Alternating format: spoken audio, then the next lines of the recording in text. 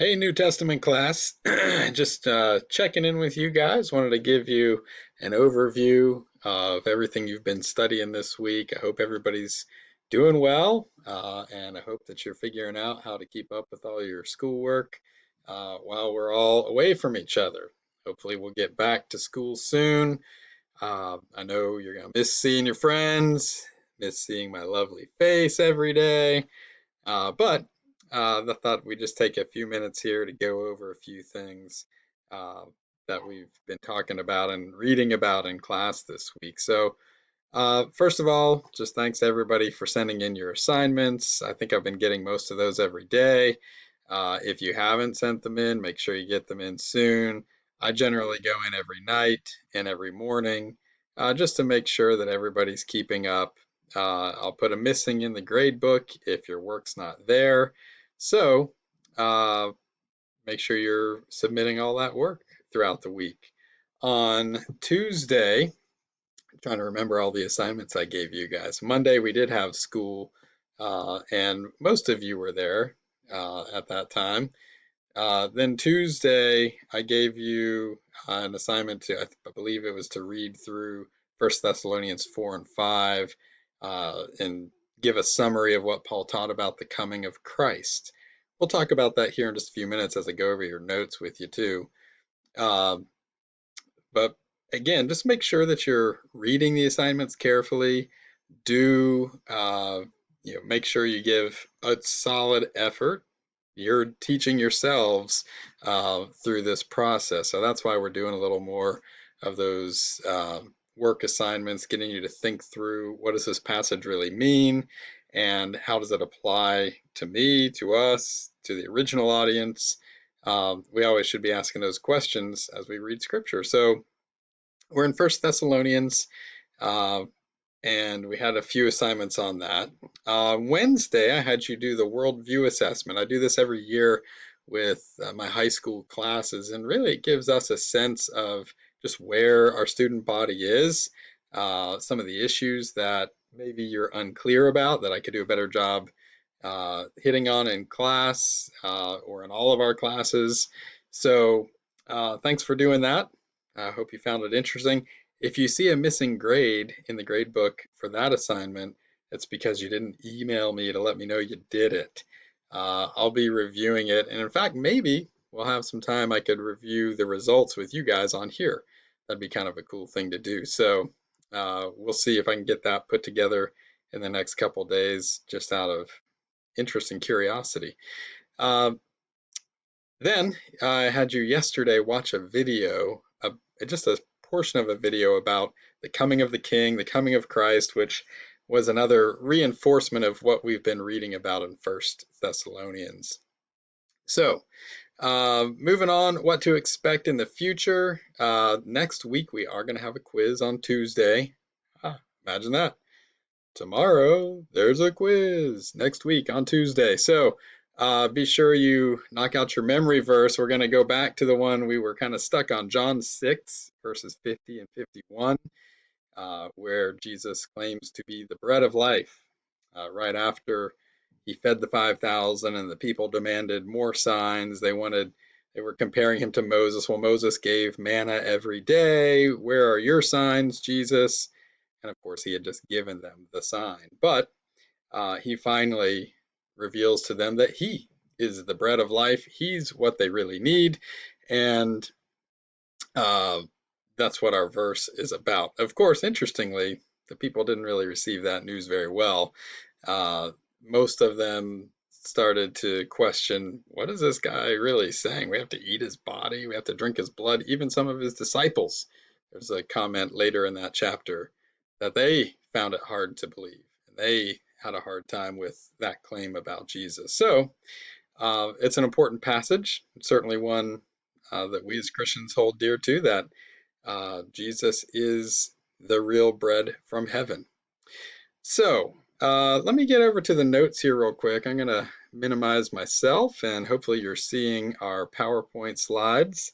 Um, First and Second Thessalonians, just to give you the big overview, it's written to the same church, obviously, the church from Thessalonica. We talked about them on Monday. if you weren't there, just a real quick overview, and you can read through this in your notes if you want to, uh, is that the Thessalonians were persecuted. When Paul was there was resistance, as there was quite often in most places he visited, and he had to leave pretty quickly. So probably didn't get to finish teaching as he normally would.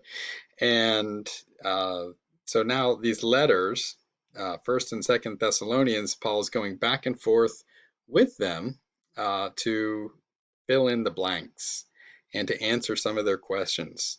And of course, the reality of them being uh, in persecution is a reality that Paul had to give them great comfort.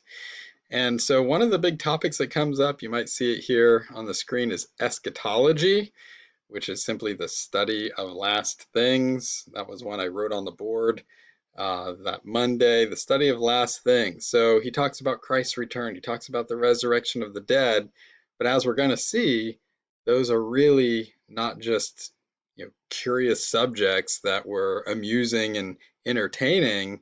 That's how sometimes people view it today, but they were really meant to comfort the people in Thessalonica. They were facing real opposition and real enemies, and it was encouraging for them to hear that Jesus will come back, that even those who have already died, they're not going to be stuck in the grave, they're going to be risen too.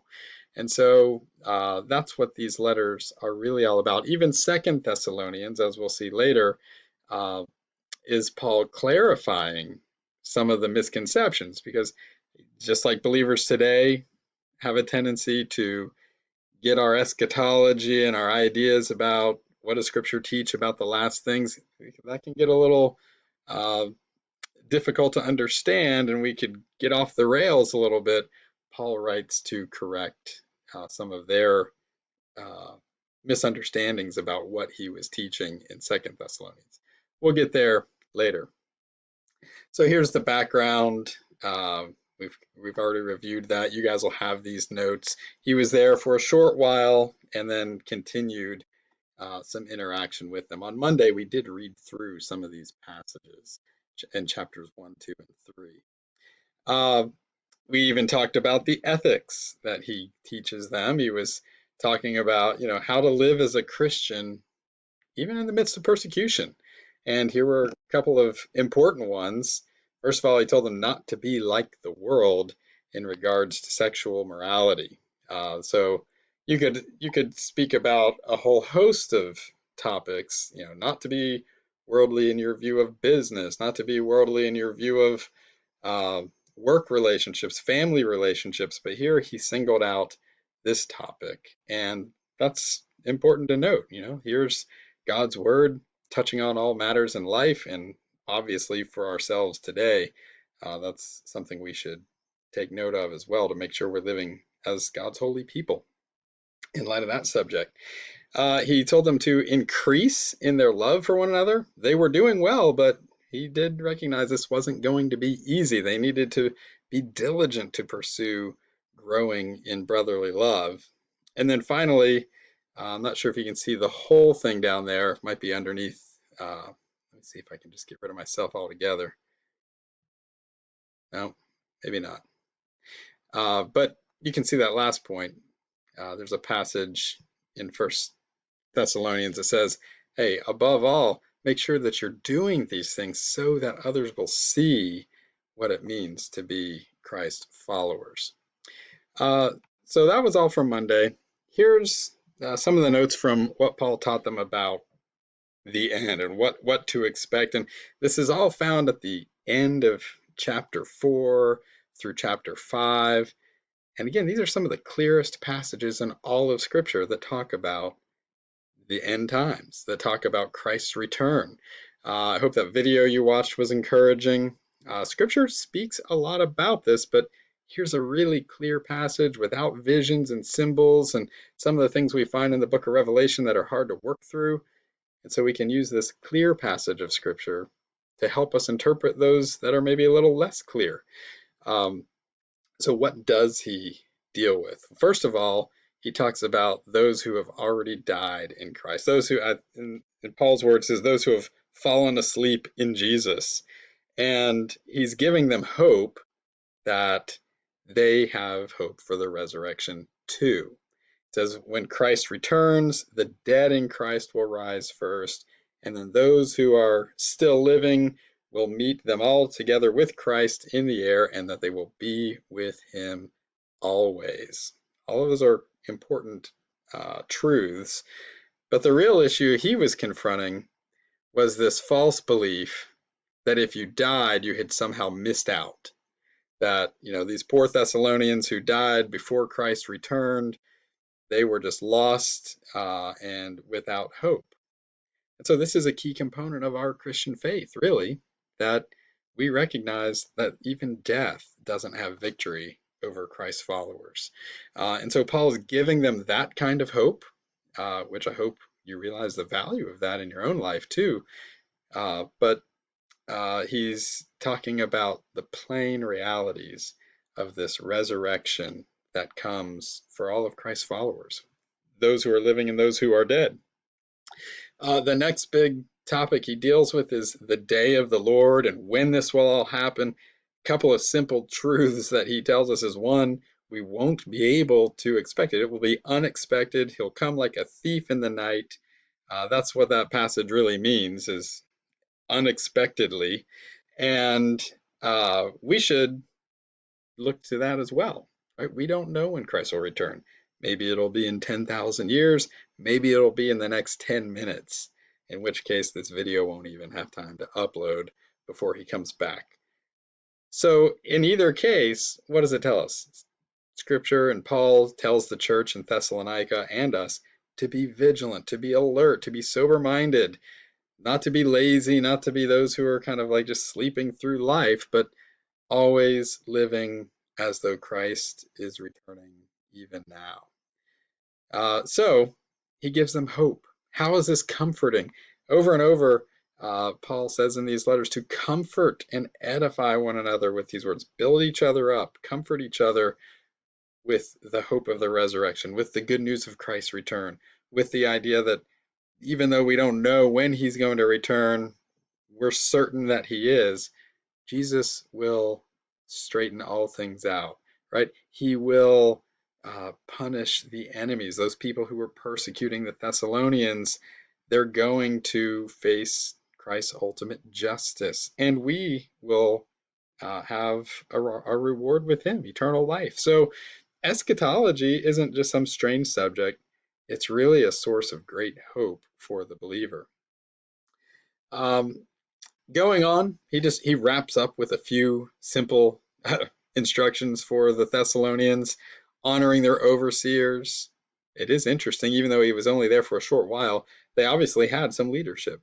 The word overseer in the New Testament is exchangeable with either bishop or elder. And so we see whenever Paul was going city to city, he was establishing not just sharing the gospel, but even appointing elders so that these churches could continue to grow and thrive on their own with their own leaders. He talks about how they should live in regards to one another, not to abuse the weak, to be patient with all, to even help those who were weak, to lift them up and to teach them and encourage them. Think about what that looks like in our lives today too. Just like we saw with Philippians, there's this theme of rejoicing in the midst of persecution. So we definitely want to highlight that yet again, that our circumstances don't define our attitudes. That's something that we could think about now as we're all stuck at home and probably missing each other and having to do our work differently than we did just a few days ago. We can rejoice. This gives us an opportunity to grow and to share the gospel with one another. Well, I'm about out of time for our video today. I don't want to overload you too much. We will have a quiz coming up on Tuesday.